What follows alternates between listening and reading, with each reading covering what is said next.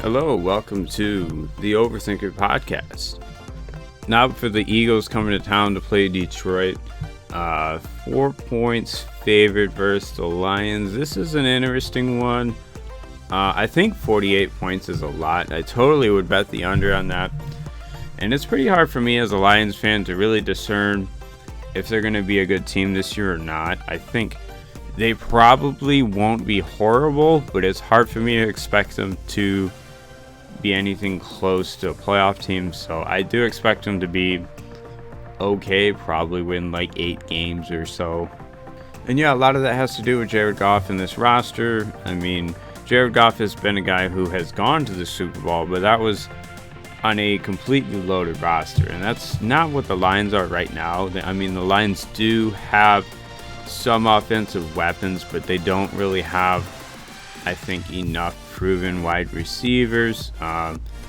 And they do have a really good offensive line, so if they lean into running the ball, I think that could work. But I thought that last year, and there were games where they were running the ball really well, and they had a lead on some good teams, and then they stopped running the ball for some reason, started passing the ball. And I do not think the Lions are a team that should run a traditional offense like a lot of teams, because they have such a good offensive line. They can really get 4 to 5 yards to carry if they consistently stick to it, I think. And that's not a winning formula for most NFL teams. But the Lions are not really built like most NFL teams. They have a great offensive line, and you really only have one receiver that I can say is pretty good, in Amon-Ra St. Brown. Now, you got DJ Chark, who, when he's healthy, he can be kind of a big, deep threat. He's very fast, and I expect him to make some plays when healthy. But he is a guy who hasn't played a whole lot of games. But when he's been on the field, he's actually been pretty good for Jacksonville. So yeah, I would definitely think that the Lions could win more games if they run the ball a lot, do a lot of play action, a lot of like tight end screen kind of plays, try to get the ball to Hockenson on these end arounds, and different ways you can get the ball in his hands. That's going to be smart to take pressure off Jared Goff.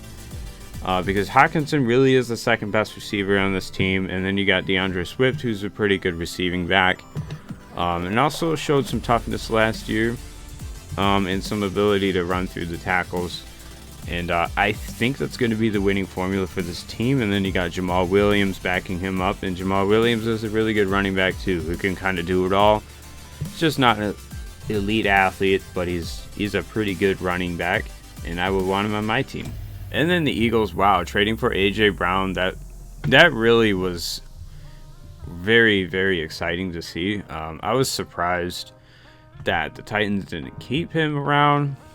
That is an interesting decision nonetheless, but I think for the Eagles now to have A.J. Brown next to Devonta Smith, who we know is good, and then you also have Dallas Goedert, that should be a pretty good offense with Jalen Hurts. You know they're going to be able to run the ball.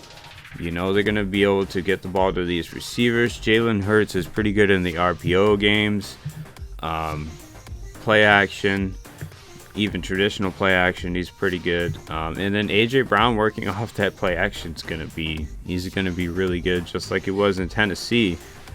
But in Tennessee, they did not have a Devonta Smith. So yeah, I think it's entirely possible to expect A.J. Brown to get more one-on-one coverage while playing with the Eagles than he did with Tennessee.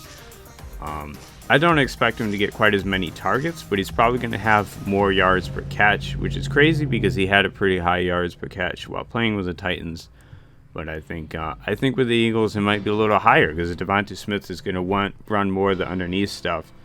Because even for the Titans on like a 3rd and 5, there weren't many guys you could expect them to get the ball to other than A.J. Brown. And yeah, for this game, I really do want the Lions to win, and I am pretty optimistic about them.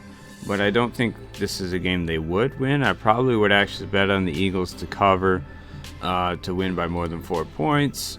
But I probably would also bet the under on 48.5. This seems like a lot I see this game probably being something like 17-24, not a super high scoring game, and the Eagles probably winning.